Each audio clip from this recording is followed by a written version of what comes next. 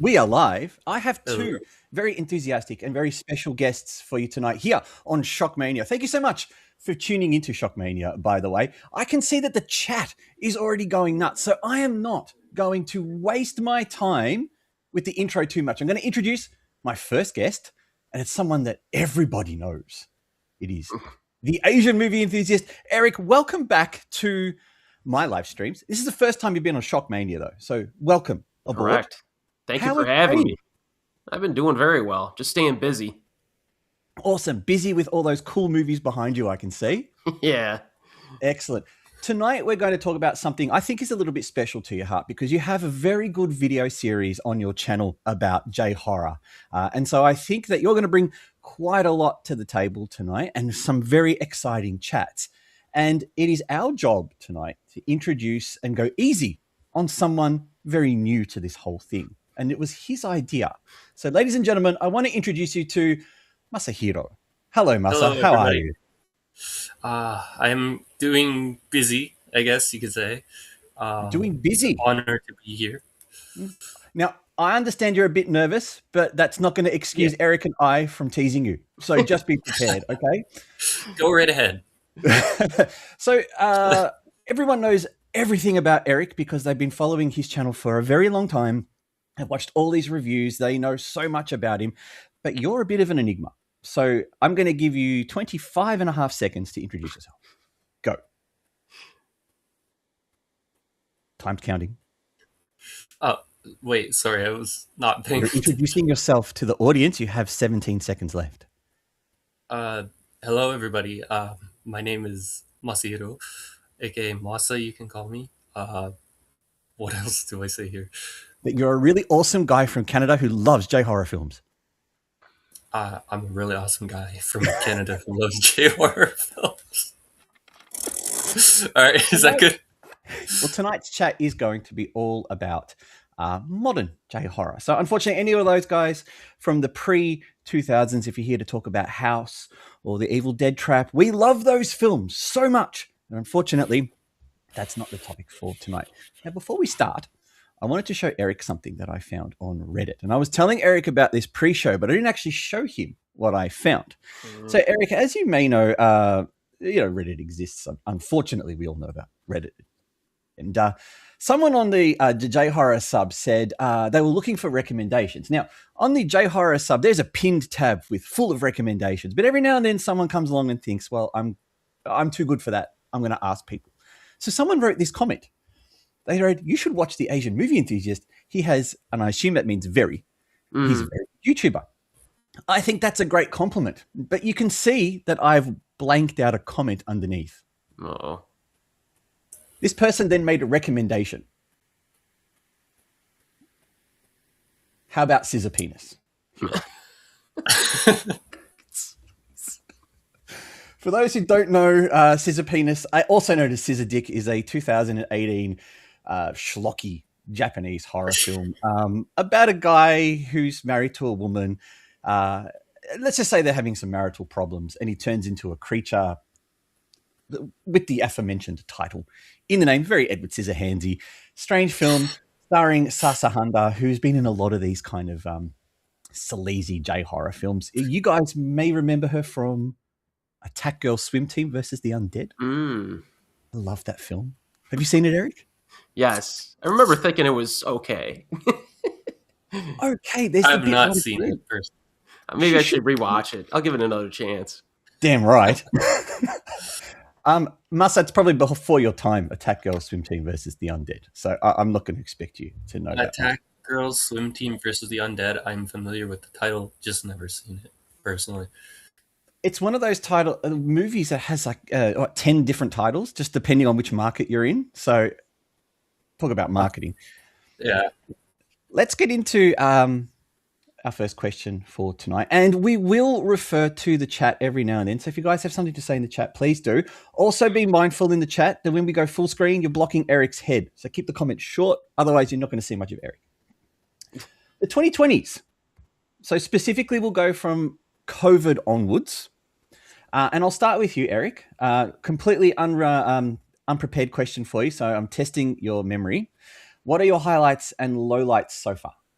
Well, I thankfully have a Excel schedule ready and waiting with the movies that I watch, so I came prepared.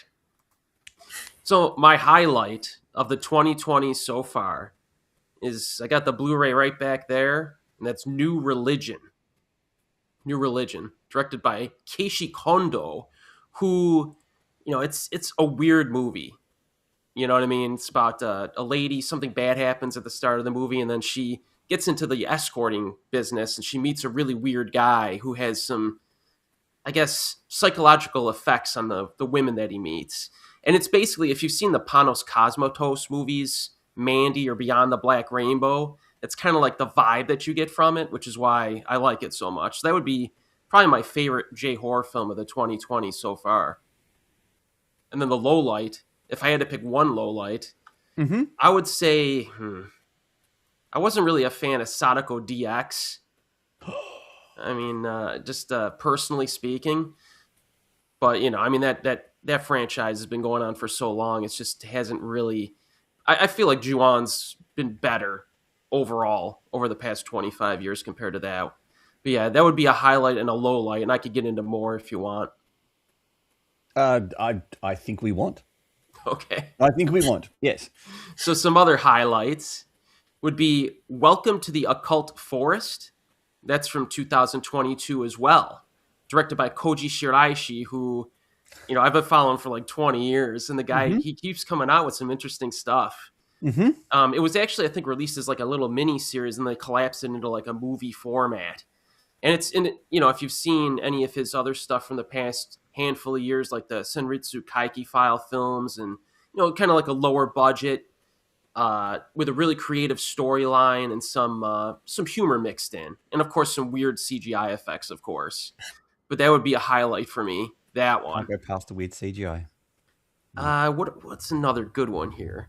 If you wanted to do one guy who's been really active is Takashi Shimizu, unbelievably. And I think I've seen like 6 movies of his from just the last 5 or 6 years alone. And with him, his recent stuff is like watchable, but I haven't been super impressed with really any of them. I would say Homunculus was his most interesting film, though. And it was written by Eisuke Naito, who's another really good Japanese horror director from the past 10 years. But Homunculus would be Shimizu's highlight, maybe, from the past 5 or 6 Homunculus. Have you seen Immersion? I just watched it without subtitles, though. It's similar to like Sana and like the Village films in terms of overall quality, I thought. I enjoyed the other director, Kenichi Ugana, who one of my favorites from him was Love Will Tear Us Apart from 2023. That is awesome. That's one. Ugana's a newer director, where his stories change throughout. And that film, it almost feels like a different movie each section of the film, even though it's kind of a horror film throughout. So Ugana's a guy I'm kind of going to try to follow and catch up with his films, because his storytelling is different and creative. So you're not always just waiting for the horror punchline. He keeps you engaged throughout the whole film. So that would be another highlight, I would think. And then I think those are the big highlights. And I gave you my low light. So yeah, it's a decent summary. I'm going to just probably challenge you on Sadako DX for a completely different reason. Is that I found it to be a bit of a kind of a piss take on COVID hysteria and the way that people were reacting over COVID.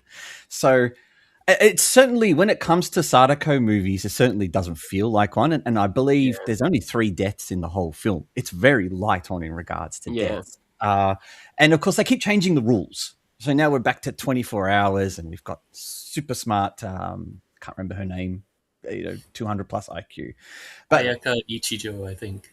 Something like that. When I look at the film, I take away the Sadako element, and I just look at what is the film trying to tell me, and it's trying to tell me you guys all overreacted for COVID. Just calm down. But at least that's I'm totally with you on Love Will Tear Us Apart. That took me by surprise. I wasn't expecting a slasher turned thriller turned semi-romance movie in it, especially the ending where he kind of just didn't see that coming out of nowhere. It's gory. I love the sushi plate face when he serves up the face on the sushi plate. Like, that's just crazy. And when it comes to Shimizu, I liked Oxhead Village. I didn't like the first two.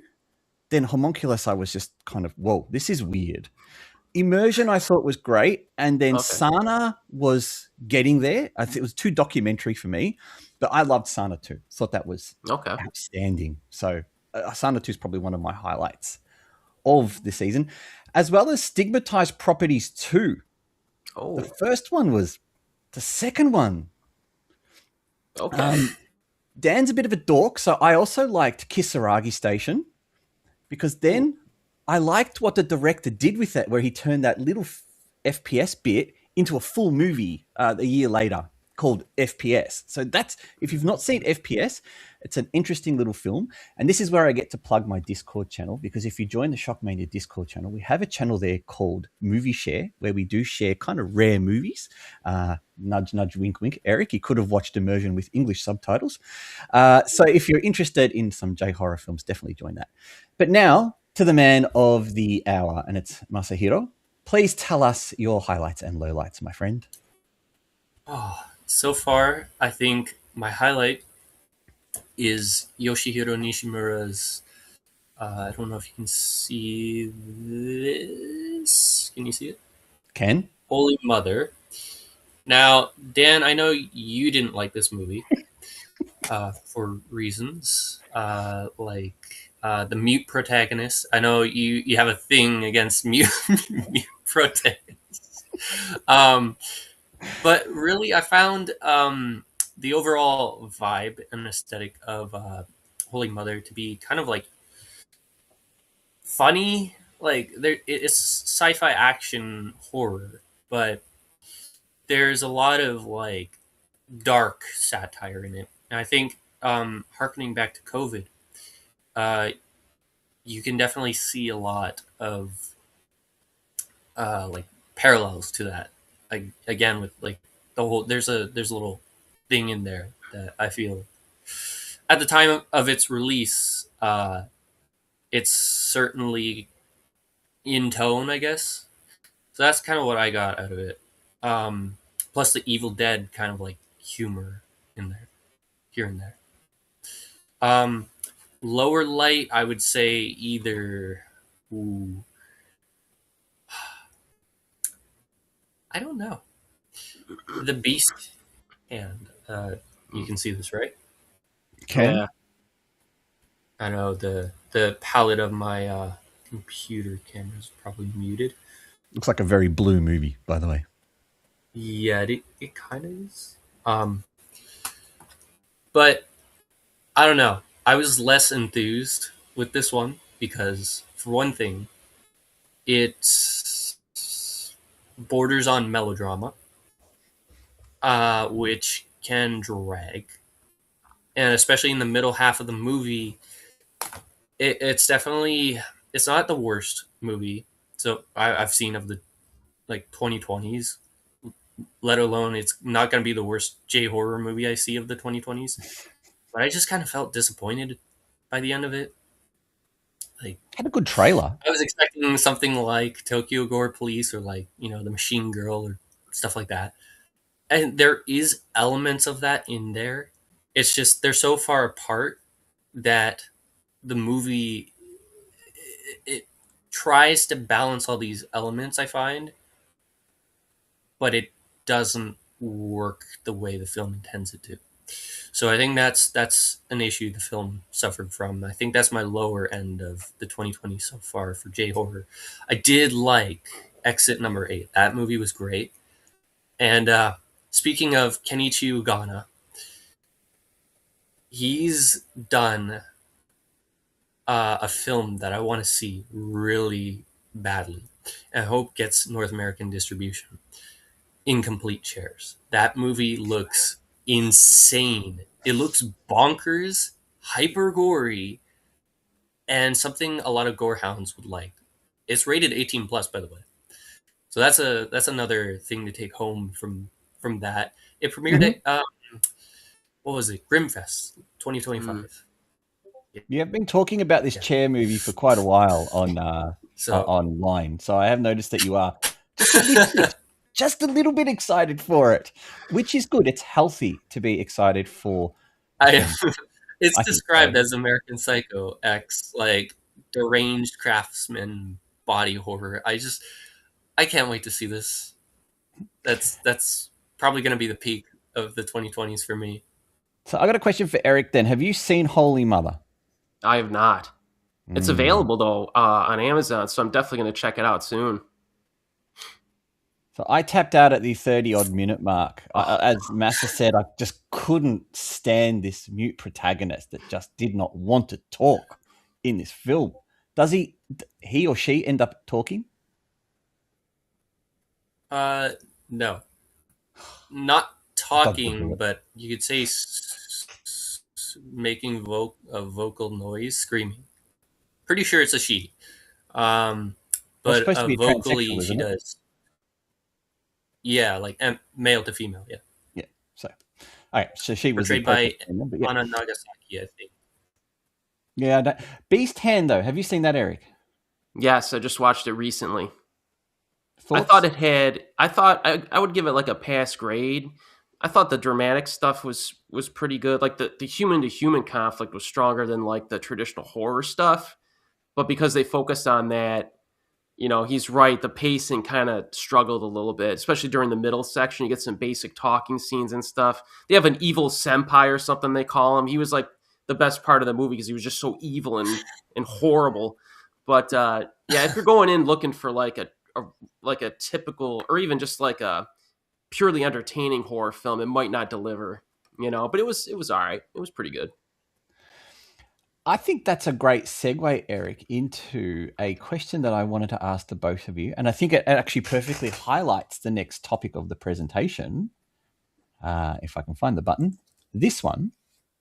What defines a J-horror film? And what defines horror in regards to people's expectations? So I've had this debate with many people online. And I think Masa is in agreement with me that a J-horror film is just a horror film from Japan. I don't believe it. Is that you in agreement as well, Eric? Thank you. Yes. Thank you. Yes. I don't think it is exclusively anything that is exactly like The Ring or The Grudge, which is what a lot of people seem to think. So it sounds like the three of us are in agreement on this. Yes.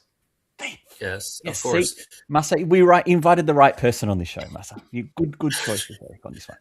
What else does the J stand for? Like, I'm sorry, but like Nihon no horror eiga or Japanese horror movies, like when you're referring to J horror, what does people will say like J horror is a very specific like slew of movies like Ringu, The Grudge, Cure, Pulse. I was like, that's where you lost me. That's where you were just like... Lyle's trying to annoy us in the chat by saying creepy chicks with long dark hair. See, Lyle, that's definitely you trying to trigger us, Lyle, and I'm not going to fall for it at all. J-horror is J-horror. Because then why would House not be considered a J-horror? Why would Audition? Audition's not a ghost movie. Yeah, but it's still horrible. Yeah. So that's Many people still consider it horror, right? Like J-horror. So it's like... you know what, Ned? I'm not reading that comment outline. People can jump on. I don't know why that one. People narrow a definition down to specifics. Well, and then what they'll do, though, they'll narrow the definition, and then they'll judge the entire industry by that subgenre of film. That's what annoys me even more. Yes. So... That's a great example. So yes, for example, let's take Remember. Remember will come out and they'll say that's not a J-horror film because where's this creepy ghosts? I don't know, that's a bad example, but yes, that's fitting into kind of what Eric's trying to say here is that they'll latch onto any Japanese horror movie and keep referring it back to The Ring. And see, my favorite J-horror of all time is Kwaidan. I love the 4 stories in that, especially. the Hoichi the Earless story. But most people might look at that and go, well, none of that's scary. Well, try being alive in the 60s when it came out. That probably was frightening. Yeah. I look back at it as just a work of art. But let's look at this question in particular. And what I might do is I might start with Masa on this one. What do you consider as the explosion in the 2000s? When it comes to the 2000s, I think not just movies, like not just the movies themselves, but also what was releasing overseas in the West. Now, I think a lot of people back in that time, around 2005, 2007, didn't realize Japan had shifted a lot from the ghost movie to like more splatter works like there was in the 90s. So, but little do people realize that. And so Western distributors like Danger After Dark, they were doing releases of films like Suicide Club, Strange Circus, and Meatball Machine, which I love that movie. That movie is amazing. It inspires me to make a movie. That is why. So, staying on topic here, I think the whole explosion was not just creativity, but also like what more niche films were being brought over in the West. Because many people don't know that a lot of niche movies were being brought over at that time as well. And into the 2010s too. There's a lot of movies. I think Sanguinus,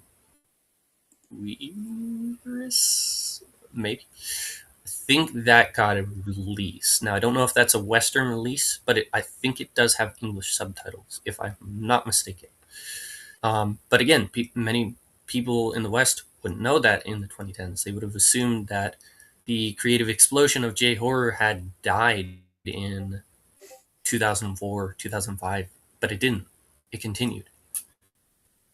Now, Eric, you probably... Tokyo Gore Police also proves this. A remake of Anatomy of Extinction. Mm-hmm.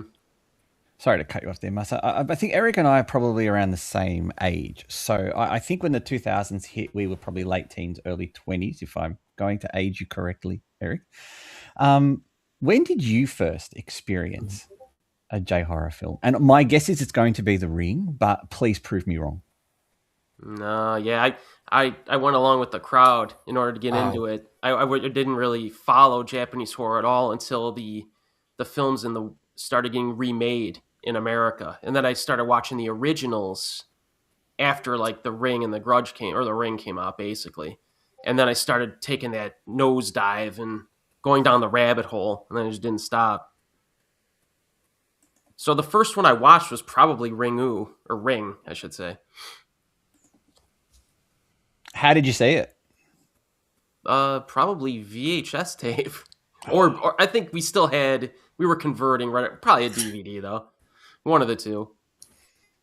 We were lucky in Australia. I think I've told this story before that we have a TV channel that's just dedicated to foreign programming, and a lot of what they would show on Saturday nights would be like Asian cult stuff. So a lot of Australians around my age got introduced to Jackie Chan through this, but also through a lot of Japanese movies. So that The Weather Woman being a very popular choice for my age group as well. But The Ring and The Grudge also made their debut on Australian television. And I think that's how a lot of us got into it as well. Now, I think there's a distributor that everyone knows called Madman. Am I correct? Yeah. I think so, yeah. Uh-huh. Madman started releasing a lot of stuff over here, and anything they could get their hands on, they would throw to an Australian audience. So we got that early 2000s explosion with all of the big films, One Missed Call, Dark Water, and then it just died. Mm-hmm. A real quick death. 2004, 2005, I think when, like Eric said, the American remake started coming in. Now, I am one of those people that actually likes the first American remake of The Ring. I think Aussie Naomi Watts did a great job in the lead role. And I think then people just went to watch the remakes over the originals. And a lot of people, and I think this is where your series came in, Eric. A lot of people seem to think that J Horror died in 2005. Mm-hmm. And this is where we're here to prove them incorrect. Although you've done that multiple times, but we want to prove people that that's not correct at all. So then we got into like the late 2000s, and that's when I felt that we started to see a lot of those splatter films were becoming super, super popular. And of course, everyone will always say, and I think we all have a copy of this one, but what are some of the other splatter films that you guys enjoyed? Because this is where it gets wildly experimental again with Japanese cinema. Yeah, Eric, you go first. Sure. I'll look at my list here to refresh my memory. There was obviously, well, The Machine Girl was more of an action flick, but Hell Driver would count, right? Remember they came out with those X Game torture movies from bad. There was at least 2 of those. It's basically a group of people in a room and they got to kill each other off through like really heinous means. It's almost kind of like Saw like. So those is that the came Red out. Room? Is that called the Red Room? Oh, sorry. Oh, I forgot. What else we got here? X Game 2. We had Dead Sushi. I guess that counts as like a comedy horror flick. A little gory there. I mean, Miike came back with Lesson of the Evil, which is kind of like borderline horror, especially the second half, right? Mm-hmm. Let's see here. What else? Any other? I watched Dead Sushi recently. That was quite funny. Yeah. Quite funny. I like that actress a lot. She usually does the karate movies, but she was really good. She's very charismatic. Even Koji Shiraishi, that's right. He did Grotesque. I think he directed that, right? And then A Record of Sweet Murder as well also got pretty nasty. So those are a few that kind of stand out. In the chat, they're mentioning Meatball Machine as well, 1 and 2. Yes. Oh, yeah. Meatball Machine and Meatball Machine Kodoku or Kodoku Meatball Machine. I forget. There was Hell Driver, Dead Sushi, Red Tears, I think, 2011. Do you guys consider this a horror film? Yakuza Weapon. More action, I would think, but more action. Taksakaguchi's in it, though, I think. Mm-hmm. He was also in Tokyo Gore Police, a bunch of other splatter films. Squad? I believe, if I remember correctly, it didn't 3 of them direct Mutant Girl Squad. Him, Nishimura, and someone else. Noboru Iguchi. Was it? Maybe. I think the movie is split into... no, I might be remembering incorrectly. There's definitely a movie where... Is it Robo Geisha? Was it Machine Gun Girl? One of them is definitely split in 3 chapters where it's very distinct who directed each bit because the Iguchi bit is very action orientated. And I think it's the one where he's dressing up as a woman, which makes me think it is Mutant Girl Squad. Maybe. Might have to ask Nishimura that one, Masa, yeah. when you talk to him next time on Facebook. I will ask him. Sorry. Oh, go ahead. I just want to mention Hisaisu Sato had a second run at horror in the 2010s with like The Eye's Dream. I think he directed the Hanadama movies as well, if I'm not mistaken. Yes, he did. So those are some other examples. I believe I've not seen either of them, but I know Kei Fujiwara, co-star of Tetsuo the Iron Man, alongside Tomoro Taguchi. She's done her fair share of works in the horror scene as well, or at least almost 3 of them, but 2 so far. Organ 2 was going to be released somewhere down the line. There's a behind the scenes on the Synapse film DVD. I think that never made it into production. It is kind of like a follow-up to Organ anyways, in universe. Yeah, sorry, gentlemen. She's in Lyle's been a real smartass in our comment section, and he's reminding me about a movie called Marionnaire. Have either of you two seen it? I think it's based on a Junji Ito story. Eric's laughing, so he's seen it, right? Yeah. It's awful. I have not. I rewatched it like a handful of years ago, and I appreciated it a little bit more, maybe. I'll have to rewatch it again. I remember rating it as like the worst film of its year when I saw it originally. I almost felt bad the second time I watched it. So I'm like, I could kind of sit through it. I don't know why I rated it as the worst. I kind of felt bad. I remember when I reviewed it, I said that it was as if 140 different directors each were told that they had 2 seconds each to create a shot for the movie, and that's the end result. Yeah. Every shot is completely different, and it's a mishmash, an absolute mishmash. I'm surprised there's a coherent story in it, to be honest. Yeah.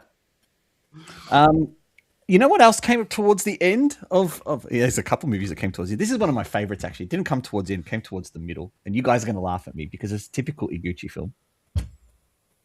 Oh. I fucking love this. Yes! I have that on my watch list. Zombie ass Toilet of the Dead, right? Move it from your watch list to your watched list. That's my only advice to you. You must do that. I'm doing that this month. Don't worry. And I think this one was quite influential towards the end of 2020. Oh yeah, that was huge. That was a huge movie. Very big. How did you both first watch that film? I was in Japan on vacation. Wow. Oh, that's awesome. It was raining out. It was like a bad weather day. I don't think it was a typhoon, but it was just bad weather. And I'm like, I'll just go see a movie in the afternoon. And so, sight unseen, no subtitles, but yet you were able to just fully enjoy it. Yeah. Yeah. Masa, what about you? I've not, unfortunately. You've not what? Not seen it? But I've not seen too many from the late 2010s, although recently I did watch one called Harawataman. I forget the... Oh, yeah, Yu Nakamoto. I'm going to bring him back up in like a minute here because he's directed some other movie I forget the name of. Harawataman is like a follow-up to the film Ike Nieman. And so I didn't know that before watching. And so when I went into the movie, I was like, I feel like I'm missing something. It's a very, very gory movie. Like, it's a slasher film. It's like kind of borders between slasher comedy. So kind of horror comedy-ish, but not too much, if that makes sense. But Nieman, now I have to get that as well. On top of Zombie Ass Toilet of the Dead by Noboru Iguchi.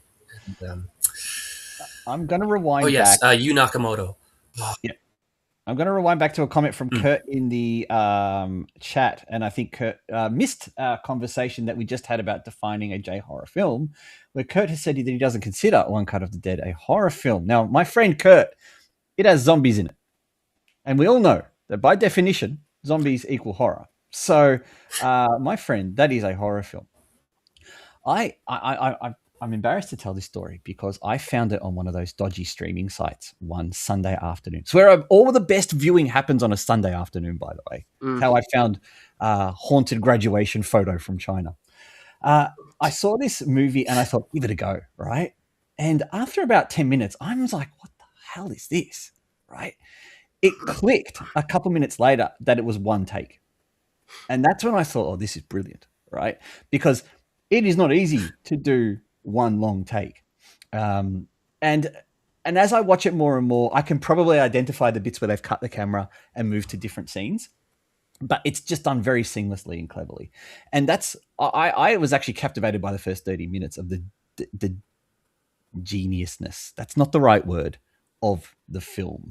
Didn't realize that it would end up being some kind of smash hit, which is kind of how I feel Exit 8 is almost starting to be now, because there's a lot of chatter online about Exit 8. And it's been swapped around a lot of movie communities around. And I think people are just waking up to the fact that um, there is horror that's not just ghosts. There is horror that is not just slashers. There's just that uncomfortable feeling of a guy not wanting to have a baby being stuck in some kind of circular purgatory. Have either of you two played the game? No. I have not, but I've seen it floating around. I think Steam, if I recall. So the game has no story, which is interesting that they added a story to the game. In the game, you're just stuck in it. It's just a puzzle game, right? It's like Tetris. Tetris doesn't have a story, but yet they made a 2-hour long movie about it. Exit 8 is the same thing. So before we move on to the question of where we are now, which we kind of did cover a little bit at the start, what has been some of your utter highlights throughout your entire movie watching career? And I'll start with you again, Eric. Question For Japanese horror? Let's start with Japanese horror, but then we'll go to full horror because I think a lot of people would be interested in everything that you know. In terms of experiences. And I could go as back far as I want? Absolutely. And same with you, Masa. You can think about this while Eric is thinking about it. The ultimate gateway movie for me. It's the movie that I watched the first time, and I knew I could watch anything because it was so different from anything I'd ever seen. Pulse from Kiyoshi Kurosawa was high for me.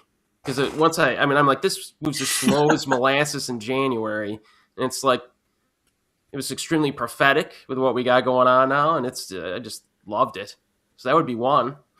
Watching Reincarnation in a theater packed full of people, which I did not expect, because it was a part of that 8 films of horror to die for collection. Yeah, 8 films to die for. Yeah. So I walked in just expecting like a handful of people, and the theater was packed. And then when the subtitles came on, everybody groaned. It was great. So those would be 2 highlights right there. Yeah. Pulse.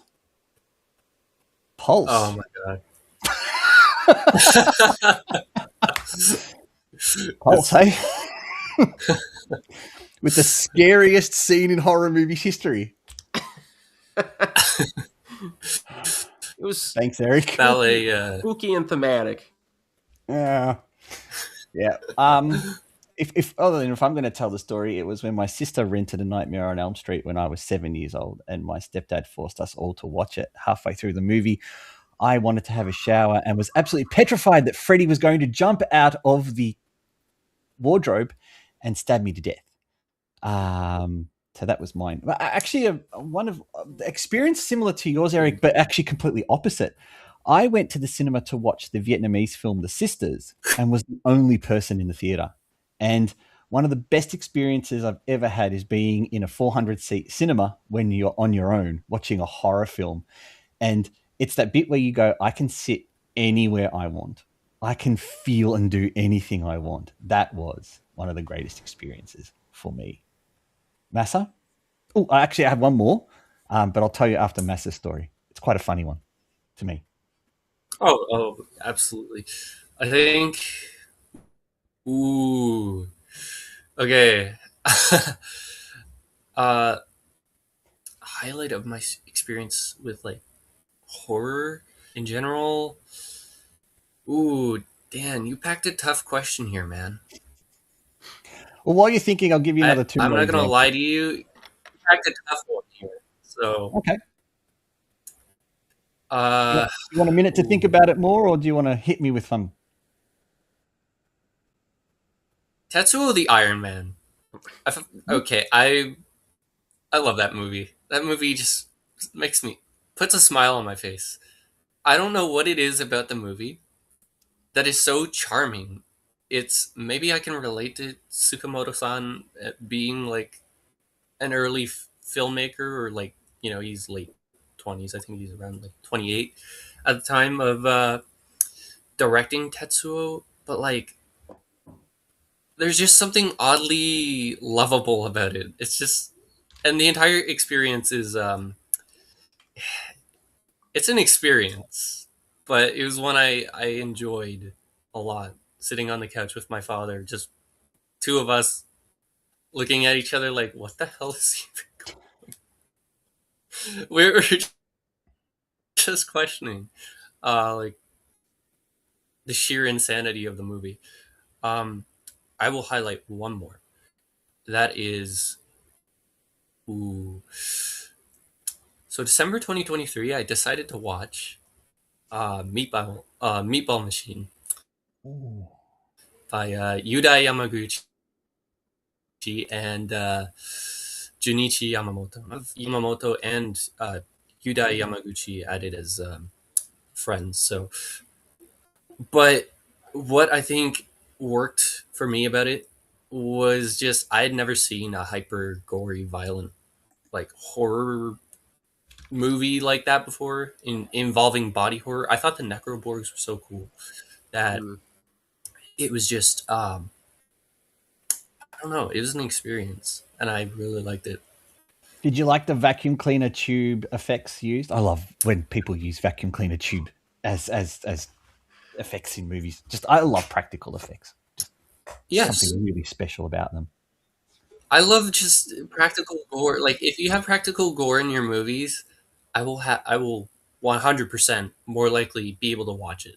If it's like I don't want to say CGI, but if it's CGI or jump scares, CGI can be fun. Jump scares, no. That's a good way to kill my mood watching a movie. That deducts points. I'm scared. So those are my two experiences that I enjoyed. So what about for non-Japanese horror? So again, I'll give you an example. My first time watching a Chinese horror, which as Eric knows, I love Chinese horror. It's so bad, I love it. I went to the cinema to watch Bloody Doll, which is from Teru Ishii. Teru Ishii, right? Directed Bloody Doll. Can you believe it? It was during the phase where a lot of Asian directors went to China to make movies. So Byung-Ki went to make Bunshin Saba, Danny Pang went to make Strange House, and Teru Ishii went to make this one. And of course, Norio Terata's gone to make The Perilous Internet Ring as well. So there was a poster for a movie called Bloody Doll 3D. And I asked my wife, can we go see this? And she turns to me and she goes, you know it's going to be bad. Chinese horror is bad. I was like, I don't care. It looks great. And so went in, no cinema, no subtitles at all. And I could follow the movie perfectly because of how formulaic it was. Now, it was a terrible film, right? Absolutely terrible film. But it was at that moment I realized there is a whole world of cinema out there that is so bad, but bad by regulation only. It's forced to be bad.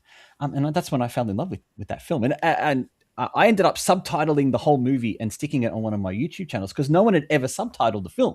It never had English. So I thought, I'm going to do this. So Teru Ishii's Lost Bloody Doll film is available on the Arty Dans channel with full English subtitles. And it is as bad as you're thinking it is. The poor bastard must have really hated having to force the ending of it. So that's one of my favorite non-Japanese memories. What about the rest of either of you two?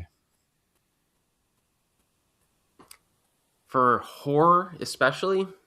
I think we're best to keep to horror, because then we can go down the Jackie Chan rabbit hole or the Let's see here. God forbid the Amelie black hole. I saw Mandy in the theater. That was an interesting experience. There was only like a Mandy from 2018, the Nicolas Cage movie. Okay, a really weird, crazy one that's highly atmospheric and violent. And there was like a dozen people in the theater, and there's one scene in the movie where there's full frontal shot of a dude, and everybody's just like looking around, like, "What are we? We're here." And I really like that movie too. That's a good flick. So Mandy was an experience for sure. I've never seen that. That's good. Okay, cool. Masa? I think. Now you said highlight of just general horror experience. Ooh, that's a good one.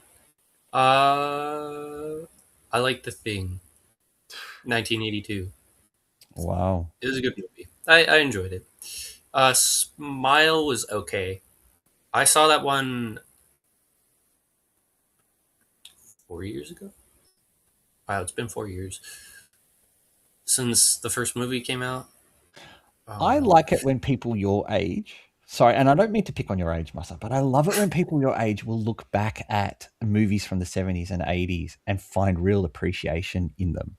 I think that's a real mature way of opening your mind to what's out there and not just restricting yourself to that current phase of popular stuff. Like for Eric and I, it would have been exploring movies from the 60s and 70s. Mm-hmm. Psycho, for example, Yeah. Plan 9 from Outer Space, the original Halloween, the original Texas Chainsaw Massacre. These are those movies that were made just before we were born, but influenced what we saw in the late 80s and early 90s.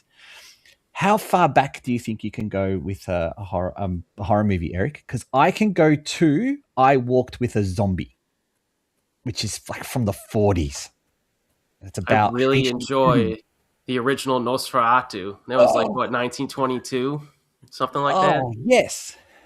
Yes. And we all hate the remake, right? Oh, no, I like the one from the 70s. No, the one that came out last year. 24 or whatever. I liked it, but it wasn't as good as the first two, or the previous two that I saw, yeah. Come on, come on, Mas. I'm putting you under a lot of pressure here. What is the oldest horror You're movie? cooking me. That's good. Good. How far back can I go with horror? Like year wise? Well, Eric went to the 20s, the 1920s, so 60s. Last year I watched Kuro Neko by Kaneko Shida. I actually like that movie. That movie was interesting. this boy has With the taste, whole, Eric. Yeah, This he does. boy has taste. Really good stuff. All right, so I want to get both of your thoughts on House. I would say House. Ooh. I haven't seen it.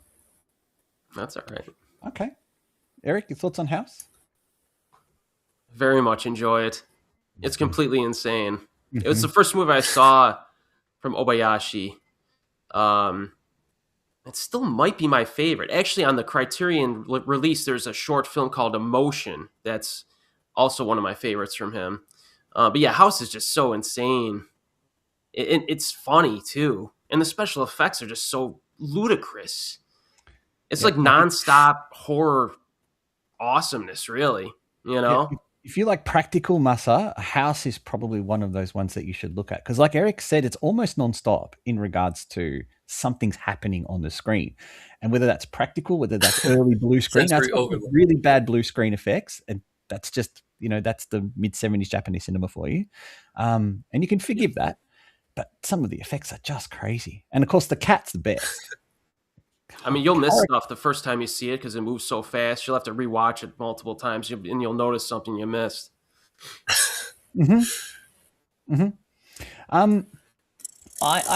I've mentioned to you both before that I love Kwai-Dan. And one of the reasons I love it is that it's a theatre play, a stage play brought to life in movie form. And it's very clear when you watch it that it's filmed on a sound set. There's painted backgrounds. There's really nice prop sets. It looks like it's filmed in a studio. What are your thoughts on it? I thought the Woman in the Snow segment's my favorite of the four. And then they made a full movie out of it. The production design, yeah, the movie's great too. The one that was released in '68 or whatever, a few years after it. But yeah, that the Woman of the Snow one is my favorite short, I think, within that anthology. And that story has inspired multiple movies. Like I think Tales from the Dark Side used that story. They had a movie, Tales from the Dark Side movie, and one of the short films in that movie, I was watching, I'm like, oh man, I had to look it up, and sure enough, it's based on the Japanese legend or story. Yukio no, right? Yeah. Have you seen Kwai-Dan, Masa? It's on my watch list. Again, I will watch it. I'll probably enjoy it though, because I like a lot of samurai folktale stuff too, like outside of like even just horror. But sticking to horror, yeah, Kwai-Dan I've got to see as well. It's another one that I've had on my watch list for a while now. I've just never got around to seeing it. Don't know why. The good thing is you don't have to watch it in one hit. I know the runtime is a bit off-putting, 2 hours, 40 minutes, but each story is self-contained, approximately 45 to 50 minutes each story. So you can watch it in chunks and really enjoy it. I heard that the last story was incomplete, though. So this is what I read somewhere, and I don't know how much I read. What I read was correct, but the last story just kind of, it doesn't end properly. That's the teacup one, in a teacup. That was my least favorite one of the four. It was a weak way to end, I think, that whole thing. And the first one is the samurai. Is the samurai who goes off and marries the princess and then comes back to his poor wife in the dilapidated house. I can't remember the name of that story. That one I enjoyed too. Gentlemen, we've had almost 1 hour chat, and I don't want to let you both go just as yet because I did want to give us a full 60 minutes of chatting. Eric, behind you are some great titles. Is there anything there you would highlight and recommend for us? And I'm going to go full screen on you so that we got a better picture. There we go. Well, New Religion right there. I mean, again, it might not be for everybody, though, because it's very slow. It's very hypnotic movie, but it's highly atmospheric and psychological. And it's more disturbing for, the themes and some things that it even does off screen will kind of shock you. So that's my highlight. And then Welcome to the Occult Forest, which I don't think is available with English subtitles, but that's the more recent Koji Shiraishi film that I really enjoyed. And obviously you have Exit 8 there that does have subs. I could have included that as a highlight from the 2020s because I just watched that one the other night. And, the best thing about that one is that it keeps you in it in terms of the premise. And you're kind of still trying to figure it out. It's almost like a mystery a little bit too. And I think the ending, it works for what it's going for, but I feel like it could have had a little bit more of a punch before that, like during the finale. But outside of that, it's a solid flick for sure. And I'll be reviewing it at some point in the future, definitely. I think you have to. You have to. Everyone else has reviewed it. I remember I gave it 4 out of 5 because I really enjoyed it. I did find, and maybe this is scary to get into spoiler talk, but perhaps we can because we've seen it, and I know most of the people in the chat have seen it. I didn't like the actual swap of characters throughout the movie because I wasn't sure what the movie was trying to tell me by swapping characters. And of course the game doesn't do that either. And then the movie introduces a third character in that girl who is again not in anything. So that kind of spun me out a little bit. But everything else is very faithful to the game. With the exception of, I think, a couple of the death scenes that are in the game that aren't in the movie, everything else is pretty faithful. And I'm pretty sure before we swap characters, our main character dies in the film. He runs into one of the death sequences from the game, and then all of a sudden it swaps characters. Oh, I'm pretty sure there is some subjectivity and room for interpretation for that movie for sure. Mm-hmm. It's well worth playing the game. I picked it up on the PlayStation for a couple $. So it's a good game. And there's multiples. There's another one set in a train station, and there's another one set in a street as well. So the developer has made quite a few. And then, of course, my friend, the horror historian on Substack, announced that there is going to be something called Convenience Store that's coming out either now or very shortly. Is that correct? February 20th. It's already released in Japan. Awesome. So I don't know if it will get distribution Western side so far. No update on that. Masa, Eric's given his, given a bit of what's behind him and what he would recommend for us to watch. Now it's your turn. What are your picks for the last couple of years? Because this is what you wanted to talk about. Remember, this is what you were. Yeah, absolutely. I'm going to go full screen. Get this centered. There we go. There we go. All right, y'all can see this? Holy Mother. Holy Mother. Yes, I'd recommend this if you are a fan of like ultra violent, gory horror movies with Evil Dead slapstick humor, or you're just a fan of Nishimura movies just in general. I think uh, a lot of his projects are shaping up to be promising in the later end of the 2020s. Holy Mother is one to put on your watch list, though. I think this movie is a definite guarantee on a lot of splatter film or people who like splatter films watch list. It sounds like you're recommending that I actually give the movie a shot and watch the rest of it.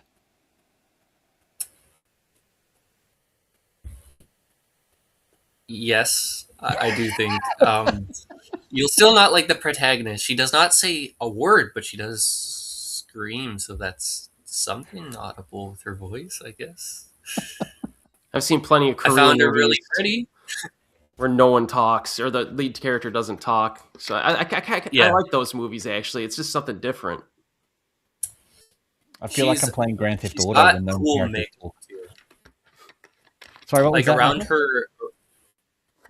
Sorry, Sorry, start again. What were around you her saying? eyes. She has makeup,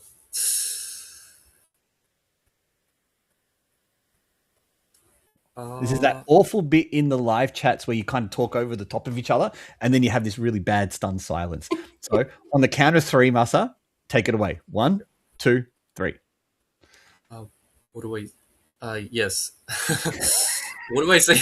You were talking about Holy Mother, but you were just trying to explain that last bit about why I should give it another shot. Okay, I think you'll like the last little bit. There's a song from Tokyo Gore Police in it. They reuse a song. It does amp up the horror elements. I would say a little more. A little more. With regards to it delving completely into horror, not really. It kind of sticks to like the whole like actiony elements that you expect from Nishimura. But I think if you want to give the ending half a second chance, you will like some of the blood splatter and some of the effects because they're Nishimura effects, of course. So. And he has been bragging on Facebook about his practical stuff for that film. So I did remember him kind of posting some pictures about the special effects that he was creating for that film. When you say he reuses the same song, is this the same as how Iguchi uses that stupid that J-pop song in all of his movies as well? It's in The Lust of the Dead, but he keeps reusing it in other films as well. Lust of the Dead. That's now Yuki Tomomatsu. That's now Yuki Tom. I know it's now Yuki Tomomatsu though. Tomomatsu. Sorry, that's what I'm getting confused with. No worries. Yuki Tomomatsu and Yukimura. When I say it reuses the same song, I don't mean it's like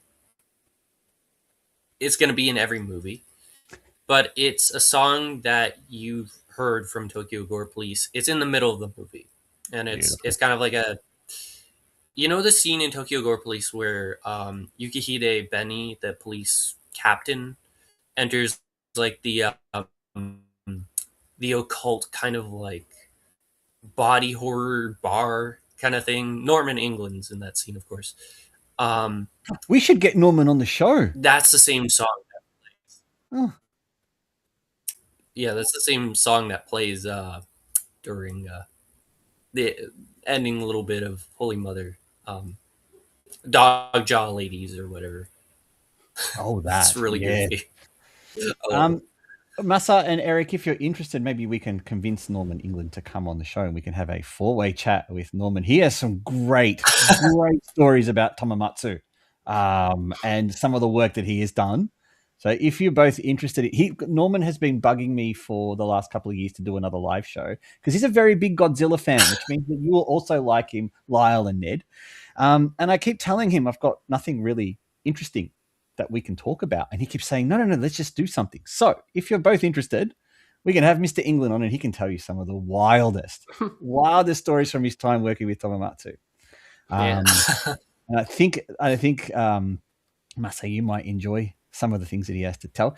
He tells me that he was the person who convinced him to change the name of Rape Zombie to Lust of the Dead, saying that you'll never sell a movie called Rape Zombie in the US. And I think we can all agree, Norman, you did the right thing for that one. And if you get a chance, Masa, I would kind of recommend Lust of the Dead. It is a zombie film with a lot of flesh, but I only recommend watching 1, 3, and 5 because all those movies are recapped at the start of each one. It's kind of like, you remember how Friday the 13th used to recap the movies at the start? Yeah. Part 5 recaps the first 4 movies and takes about 20 minutes to do it. Now, the funny thing about part 5 is that one of the actresses from 1 to 3, they didn't get her for the sequel to 4 and 5. So they actually reshot the scenes that she was in with a new actress. Then I heard a story from Wilco that the actress who was supposed to be in it wanted to be in it, but they couldn't get in contact with her in time. And so she would have done it had she been able to contact Tomomatsu in time. So maybe we get Wilco as well. We'll have a 5-way party. I don't think anyone will get a word in. All right, there you go. I mean, that'll be the interesting live stream. It'll be even more interesting. All right, Dan's got some homework ahead of him to wrangle the cats together and see what we can come up with. Yeah. Gentlemen, we're hitting the hour, and I have had a ball. I always have a great time talking to you, Eric, and it has been far too long. And I'm actually surprised that you've forgiven me for forcing you to watch Dead Space that one day where we watched that Chinese Nightmare on Elm Street movie. So I'm so happy that you've forgiven me for that. Masa? Hey, that was all right. A good experience. I just wish we could have watched it with the music. That's all. You guys can't. Masa, how your first live stream? You all right? Oh, he's frozen. Oh, no. It's every live streamer's worst nightmare. Frozen. It's like Juon. Yeah. Oh my god, we're going to see Kayako. Yeah. Right just the dog. Him. Sorry if you can hear any background noise. We just can't see. Oh, who's doing the throat gurgling? I didn't do anything. All right, Masa, I hope you'd enjoyed yourself this evening. And I hope this has given you a bit of a taste of more things that we can do together.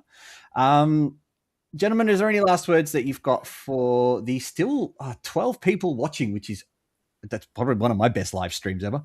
Any last words you've got for anyone? Go to you, Masa, first. All right. Have a great evening, everybody. It was a pleasure talking with you guys on 2020's J-horror and just J-horror in general. How diverse it's gotten. I didn't cover everything I wanted to talk about, like Visitors Complete Edition or Yellow Dragon's Village, but that's okay. We only had 60 minutes, but it was a pleasure being on the live stream, Dan, and a pleasure to meet you, Eric. It's always a joy to watch your channel. You have so many interesting recommendations and whatnot, so it's a pleasure to meet you. Thank you. Nice to meet you. Alrighty. Yeah, I guess. Eric, you off to watch a movie tonight, or what's on the agenda for 9 o'clock for you? I'll watch. I stay up pretty late, especially, usually I go out on Saturday nights, but this time I was free, so I'm just going to hang out, watch a movie. Beautiful. I'm not sure which one yet. I got to watch a Japanese horror movie after this. I just haven't decided which one. I'm still catching up, though, on a lot of the 2020 stuff that hasn't really gotten releases yet, but, there's always stuff out there to track down. Well, gentlemen, I would recommend that if there is anything you're looking for, the Discord channel that we have definitely has a place where some very resourceful people can find films for you with English subtitles. If you're after them, Little Yellow Dragon Village being one of those films, Masahiro. So if you do want it, I can do films in Japanese and understand what's going on perfectly fine. Perfect. Oh. Well, either way, if that's what everyone's after, we have that resource available. It is Sunday here in Australia. That means it is Chinese Grand Prix tonight. And so I will be watching the Chinese Formula One Grand Prix, and then I will be forced to watch a movie with my wife later tonight. I'm sure I'll pick something that I want to watch, not what she wants to watch. But that'll be my Sunday. I recommend yes, great date movie, Kichiku Dai and Kai, Banquet of the Beast. Am I going to regret that? Yes. Maybe. All right. Well, I'll add that and do a new religion double feature, I think. And then I'll find some time to finish off watching Holy Mother.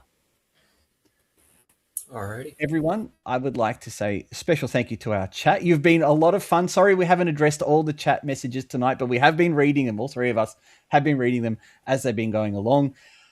We will catch you next time. You two just stay on the stream after we end. But the rest of you, have a great night, and we'll catch you on the next live stream. See you, everyone. Take care.